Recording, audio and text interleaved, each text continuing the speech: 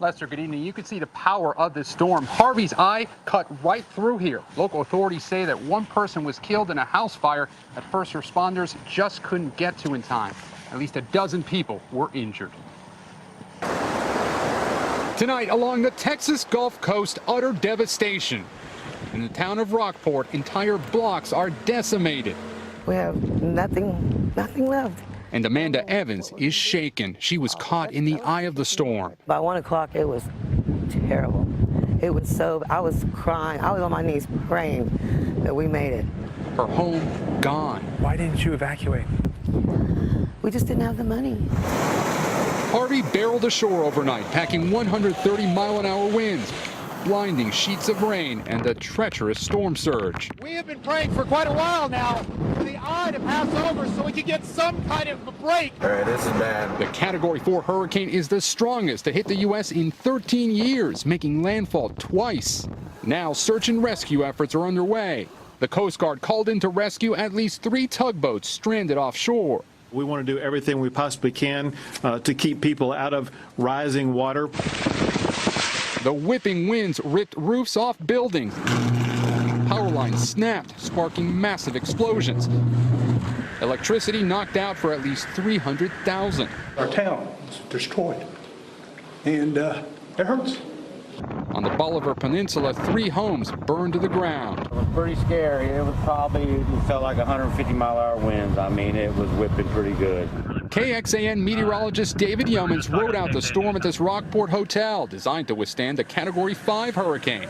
But overnight, an entire wall collapsed. The owner's a little nervous because half of the building's apparently missing. We're just taking our first look at it. Incredibly, no one was hurt. You can see the town. Today, the hotel's manager showed us a view he never expected. This would have actually been the wall that you can see that is still literally hanging. It just kind of flipped over on itself, and half of it ended down there. But the cleanup can't begin just yet. Harvey has already dumped several months' worth of rain on the region, and the storm is far from over.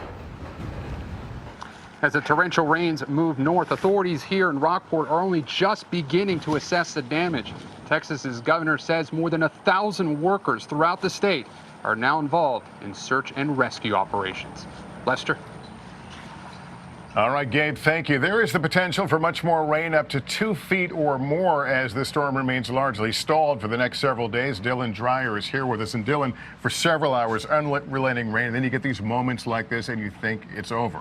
And then you get another band of really heavy rain. It's because the storm is stalled right now, and that rain is just pinwheeling around different areas across this part of Texas. So you can see where the storm is. Don't be fooled by the fact that it is now a tropical storm. It's not the winds going on from here on out, those 65-mile-per-hour winds. Look at the movement. It's stationary, and that's what's going to be a huge issue. We have the Gulf of Mexico feeding into these bands of rain, and they will continue to rotate around the center of the storm over the next several days. The storm doesn't start moving until Monday afternoon, and even then it slowly moves to the north. In fact, the diameter of this little circular path it's taking is only about 150 miles, so it's staying put. It's going to continue to feed into the moisture off the Gulf of Mexico, and that's why we are going to see another widespread 10 to 20 inches of rain, with some areas ending up with those totals around 40 inches. And again, this is going to be an issue all the way through at least the middle of next week. And before you know it, it's flooded. We learned a little while ago that the route we took in here now is impassable. Exactly, because all the water that accumulates on the sidewalks and the roads, once it trickles down, it goes into the rivers and streams, and then they overflow their banks, and then we end up with more flooding. All right, Dylan Dreyer. Dylan, thank you. Hey, NBC News fans, thanks for checking out our YouTube channel. Subscribe by clicking on that button down here, and click on any of the videos over here to watch the latest interviews, show highlights, and digital exclusives. Thanks for watching.